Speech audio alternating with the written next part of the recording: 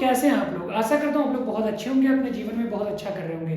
दोस्तों आज की इस वीडियो में हम लोग समझने वाले हैं पोटेंशियल डिफरेंस और इलेक्ट्रिकल पोटेंशियल में डिफरेंस। इसके साथ साथ में हम लोग समझेंगे कूलाम लॉ क्या होता है और इससे रिलेटेड कुछ न्यूमेरिकल्स। आइए स्टार्ट करते हैं इस बढ़िया से टॉपिक को।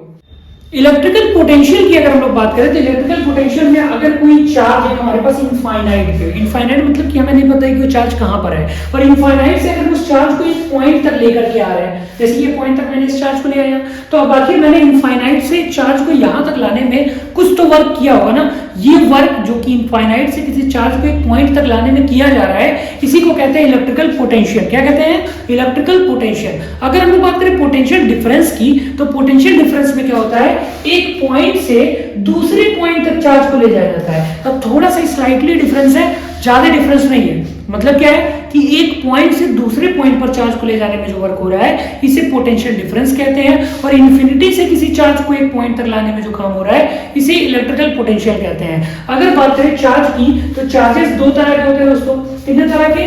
दो तरह के होते हैं। अगर तो बात करें दो तरह के चार्जेस की, तो पहला चार्ज होता है पॉजिटिव चार्ज, दूसरा होता है नेगेटिव चार्ज। देखो जो लाइक चार्जेस होते हैं, मतलब कि एक जैसे चार्ज, जैसे नेगेटिव नेगेटिव या पॉजिटिव पॉजिटिव, ये दोनों एक दूसरे को रिपल करते हैं। जबकि पॉजिटिव नेगेटिव या नेगेटिव पॉजिटिव जो डिफरेंट चार्जेस हैं, वो एक दूसरे को अट्रैक्ट करते हैं। तो बच्चे जानते हैं। आगे अगर हम बात करें एक महान साइंटिस्ट की, तो उनके बारे में समझते हैं।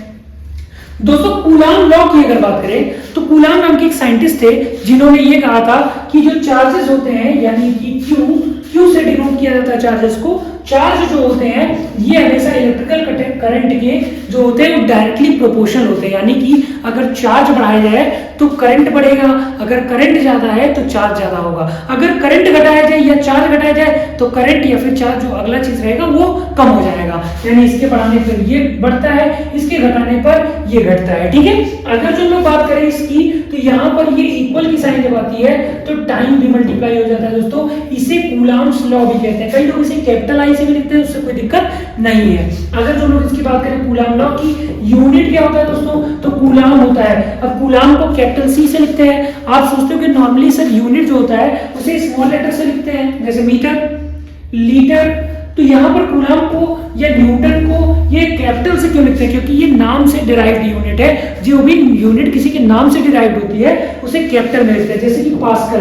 अब आप सोचोगे पास्कल में दो लेटर क्यों यूज हो रहे हैं? क्योंकि पी जो है वो ऑलरेडी प्रेशर के लिए या फिर पावर के लिए डिराइव्ड है, लिया गया है एक क्वांटिटी के तौर पे, तो बार बार हम लोग उसको यूज नहीं करते, इसलिए पास्कल से दो लेटर ले लेते हैं। ठीक, इस तरह की चीजें हैं। ये हम लोग अलग टॉपिक हो जा रहा है, फिलहाल हम लोग टॉपिक पे रहते हैं। अगर हम लोग बात करें दोस्तों कुछ और चीजों की, तो इन्होंने और क्या कहा था समझाता हूं, देखना आपके 10th के लिए बहुत इंपॉर्टेंट चीज बताने जा रहा हूं, ध्यान से सुनना दोस्तों। अगर हम लोग बात करें किसकी, चार्ज की, तो चार्ज हम लोगों ने अभी बात किया कि चार्ज जो होते हैं वो Q = I × T होते हैं। चार्ज जो होता है यानी कि Q, ये N × E के भी इक्वल होता है दोस्तों। N मतलब होता है नंबर ऑफ इलेक्ट्रॉन और E मतलब होता है charge on electron. Charge on electron जो होता है ये हमेशा फिक्स्ड होता है 1.6 × 10⁻⁹ कूलाम।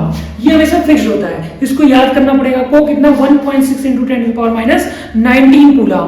अब दोस्तों देखिए, अगर हम लोग बात करें इस वाले फॉर्मूले में Q की ये वाली वैल्यू अगर पुट कर दें तो हो जाएगा NE = I × T। अगर हम लोग इसी E को इधर में भेज दें तो फॉर्मूला आ जाएगा N = IT/E।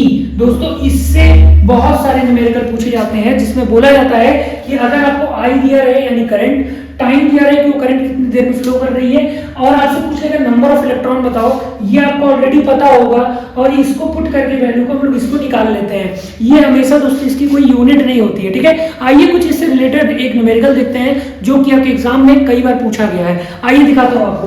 न्यूमेरिकल है आपका कि calculate the number of electron constituting 1 coulomb of charge, मतलब 1 कूलाम चार्ज में कितने हमारे नंबर ऑफ इलेक्ट्रॉन मौजूद होते हैं। आइए देखते हैं दोस्तों। अगर हम लोग बात करें तो फॉर्मूला हमें पता है Q = N × E।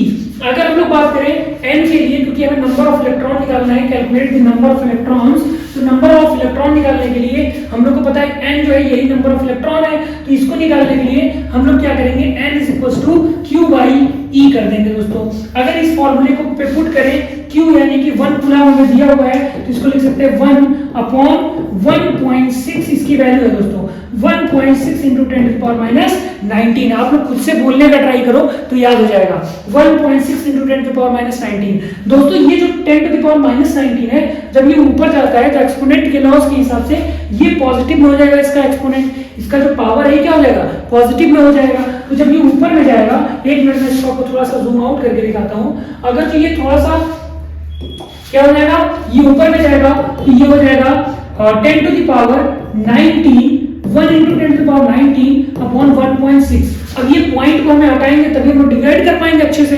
तो पॉइंट को हटाने के लिए हम लोग ऊपर नीचे 10 से मल्टीप्लाई कर देंगे। जब 10 से मल्टीप्लाई करेंगे ये हो जाएगा 10 इंटू 10⁻⁹/16। दोस्तों देखिए अगर हम लोग बात करें ये तो 5 2 जा 10 होता है और 8 2 जा 16 होता है। 8 से अगर 5 को हम लोग डिवाइड करेंगे तो क्या हो जाएगा, पॉइंट लग जाएगा। 8 6 जा 48। अब यहाँ पर 2 बचा है, 2 जो बचा है वो 20 के आसपास, क्योंकि पॉइंट हम लोगों ने लगा दिया तो 20 के आसपास का मामला है। और 8 2 जा 16 होता है और ये लगभग 5 8 5 जा 40 होता है, यानी कि ये आ गया 0.625 इंटू 10⁻⁹ दोस्तों ये साइंटिफिक नोटेशन में नहीं लिखा है। ऐसे स्थिति में इसको साइंटिफिक नोटेशन में लिखने के लिए हम लोग लिख देंगे, इस पॉइंट को उधर ले जाएंगे तो 6.25 इंटू 10⁻, ये कम हो जाएगा क्योंकि डेसिमल हम लोगों ने इसमें डेसिमल को खिसकाने के लिए एक हम लोगों ने यूज कर लिया पावर। तो ये जगह 10⁻18 जो कि n की वैल्यू है। कुछ इस तरह से n की वैल्यू हमारी निकल जाएगी। n का कोई यूनिट नहीं होता, अभी मैंने स्टार्टिंग में बताया था, क्योंकि n जो होता है ये नंबर ऑफ इलेक्ट्रॉन है। हाँ आप चाहो तो इसके आगे इलेक्ट्रॉन्स लिख सकते हो कि इलेक्ट्रॉन्स, ठीक है, इलेक्ट्रॉन्स, क्योंकि ये नंबर ऑफ इलेक्ट्रॉन्स है। ठीक है, आई होप आप लोगों को Coulomb's law, electrical potential, potential difference, ये तीनों चीजें समझ में आ गई होंगी। अगर कोई आपका डाउट है तो आप कमेंट सेक्शन में पूछ सकते हो, और वीडियो अच्छी लगी हो तो वीडियो को लाइक करें, चैनल को सब्सक्राइब करें। Thank you so much for